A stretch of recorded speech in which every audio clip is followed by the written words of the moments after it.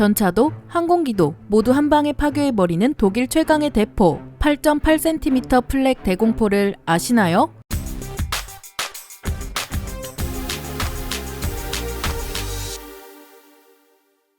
안녕하세요. 지식스토리입니다. 이번에는 11km 상공의 육중한 폭격기도 박살내고 적의 전차도 한 방에 골로 보내는 만능 대포 8.8cm 플렉에 대해 알아보도록 하겠습니다. 인류는 제1차 세계대전을 계기로 전쟁의 무대를 훨씬 넓혔는데요. 기존엔 지상과 바다밖에 활용하지 못했지만 이젠 하늘까지 전장의 범위로 들어왔죠. 물론 지금의 항공기와 비교하면 1차 대전의 항공기는 정말 종이비행기라 말할 만큼 성능이 떨어졌지만 그럼에도 세계 열강들은 항공기를 더 이상 무시할 수 없었습니다. 우선 항공기는 격추부터 여간 힘든 것이 아니었습니다. 아군을 직접 공격하는 전투기가 아닌 작은 정찰기라도 이 녀석을 잡기 위해선 수많은 양의 총탄과 포탄을 날려야 했습니다. 심지어 이렇게 쏴대도 격추에 실패해 살려보내는 경우가 허다했죠. 하지만 항공기들은 짧은 시간에 엄청난 발전을 이룩하더니 고착화된 전선을 붕괴하는 데 이어 비교적 안전했던 후방까지 타격할 수 있는 카드가 된 것이죠. 이에 세계 각국들은 갈수록 항공기에 투자하는 금액이 커졌습니다. 그러면서 자연스럽게 이 항공기에도 대비할 수 있는 실용적인 무기체계가 필요하다는 사실을 깨닫는데요. 이후 대공포에 대한 투자가 급격히 이루어집니다. 일반적인 대포를 이용해 항공기를 요격하기엔 생각보다 얘네들이 높이 날았고 하늘에다 대고 총포탄을 쏘면 탄이 항공기에 닿는 시점에선 속도가 느려집니다. 그럼 아예 닿지도 않거나 맞아도 치명적이지 않은 수준에 그치겠죠. 즉 더 강하게 쏘는 기술이 필요했던 것입니다. 그렇게 독일은 군함에 달린 함포를 떼와서 대공포로 만들기 시작하는데요. 기존의 함포를 개량하니 새로운 개발 시간도 줄고 성능도 크게 모자라지 않았습니다. 결국 1차 대전이 한창이던 1916년 빠르게 8.8cm 플렉 16을 개발합니다. 그러나 독일은 이 무기를 제대로 사용해보지도 못하고 전쟁에서 패배하며 그 죗값으로 베르사유 조약을 체결해 신무기 개발을 금지당합니다.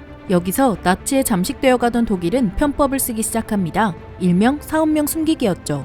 트랙터를 개발한다며 전차를 찍어내던 것처럼 기존의 플렉 16 대공포를 생산한다면서 차세대 대공포를 개발하기 시작합니다. 그렇게 1928년에 개발된 대공포가 바로 플렉 18인데요.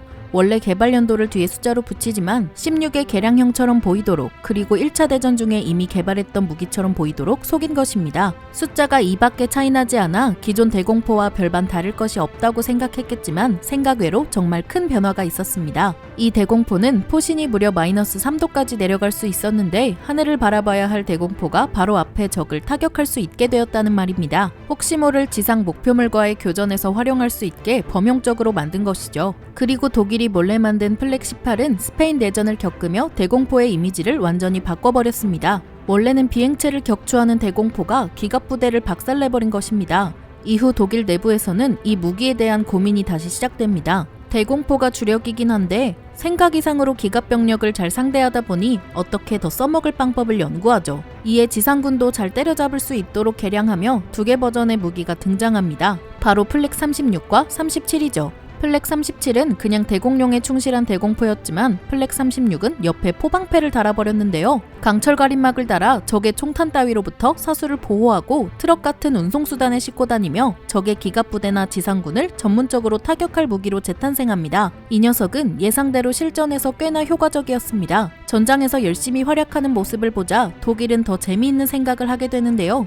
독일의 야심작이었던 신형 전차의 주포로 이 대공포를 집어넣겠다는 생각이었죠. 그렇게 플렉 36을 조금 개조해 6호 전차 티거에 집어넣어버립니다. 결과는 어땠을까요? 모두들 잘 알고 있듯이 티거는 전차의 천적으로 탄생합니다. 탱크를 때려잡는 대공포의 위력을 여실히 보여주었는데 티거는 영국의 크로멜 전차 전면부 포탑을 2km 거리에서 관통할 수 있었습니다. 심지어 크로멜 전차의 측면부는 3.5km 거리에서도 관통할 수 있을 정도였죠. 반대로 크로멜이 티거의 측면부를 부수려면 100m 거리까지 접근해야 했습니다. 물론 구경 차이가 88mm와 75mm로 다소 차이가 있긴 하지만 티거의 파괴력 하나는 정말 인정해줘야 합니다. 그리고 1941년에는 플렉 41이 개발되면서 훨씬 더 높은 고도의 적까지 타격할 수 있게 되는데 무려 10km 고도의 비행체도 격추 가능해집니다. 이때 매우 높게 비행하는 미국의 폭격기인 B-17조차 10km 수준까지만 비행이 가능했는데요. 전장에 출현한 항공기 대부분은 플렉 41의 사정권에서 쉽게 벗어날 수가 없었다는 말입니다.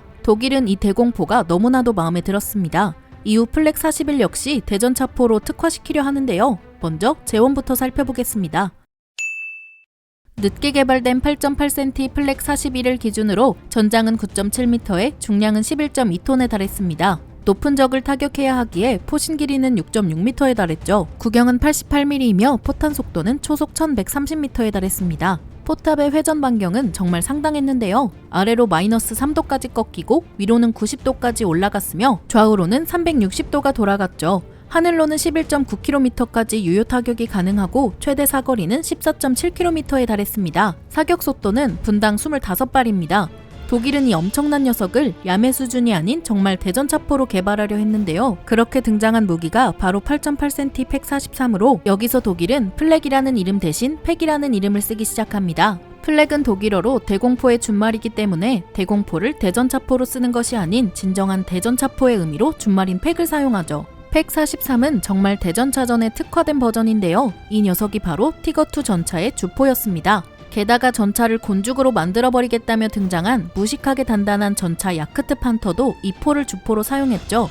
결과는 과연 어땠을까요? 예상대로 엄청난 수준의 파괴력을 보여줍니다. 야크트 판터는 혼자 소련 전차 16대를 부순 일화가 있을 정도로 전차를 때려잡는 데에 있어 최고의 성능을 보여줬습니다. 이 주포 앞에서는 부서지지 않는 전차가 없을 정도였고 200m 내로 접근한다면 철갑탄이 아닌 고폭탄으로도 탱크를 부쉈습니다. 여기서 철갑탄이란 일반적인 총알 같은 포탄을 뜻하는데요. 표적에 닿으면 터지는 게 아니라 그냥 뚫어버리는 탄입니다. 단단한 적을 공격하는데 적합하죠. 반대로 고폭탄은 닿으면 터지는 탄으로 사람을 상대할 때는 유리하지만 두꺼운 전차의 장갑을 뚫기에는 많이 모자란 탄입니다. 그런데 야크트 판터는 이 어려운 걸 해낸 것이죠. 상황이 이렇다 보니 적들은 이 포를 보면 도망가기 바빴는데요. 독일의 명장 롬멜은 플렉 대공포를 가지고 152대의 전차와 151개의 벙커를 부숴버립니다. 근데 분명 재원에서는 대공포를 소개했는데 왜 자꾸 전차포 버전만 얘기할까요? 이제부터 대공포 이야기도 조금 들려드리겠습니다. 이름은 대공포지만 대공포와 관련된 일화가 없는 것은 다 이유가 있습니다. 먼저 연사력이 문제였는데요.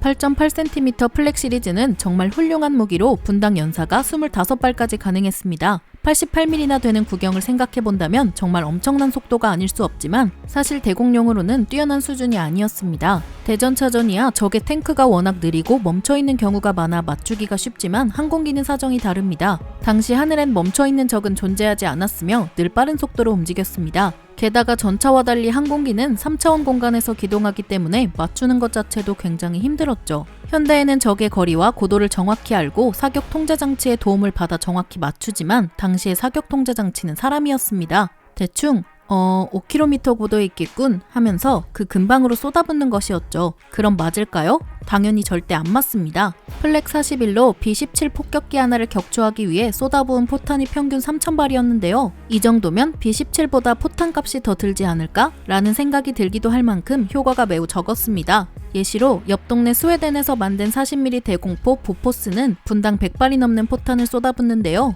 4배가 넘는 연사력으로 적을 압도했으며 구경이 작아 돈 낭비도 훨씬 적었습니다.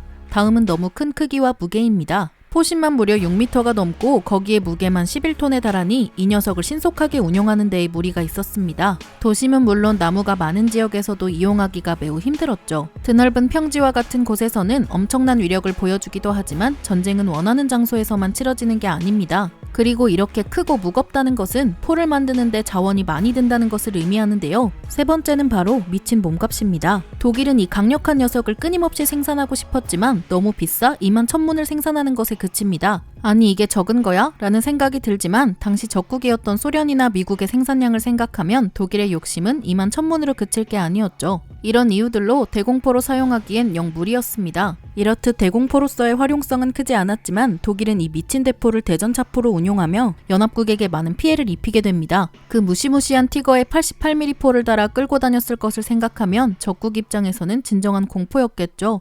하지만 독일은 결국 연합국의 물량 공세에 무릎을 꿇으며 플렉 역시 역사 속으로 사라지게 됩니다. 이렇게 전차를 때려잡는 대공포, 아니 폭격기를 때려잡는 대전차포 8.8cm 플렉에 대해 알아보았는데요. 영상을 재미있게 보셨다면 구독과 좋아요 부탁드립니다. 감사합니다. 지식스토리였습니다.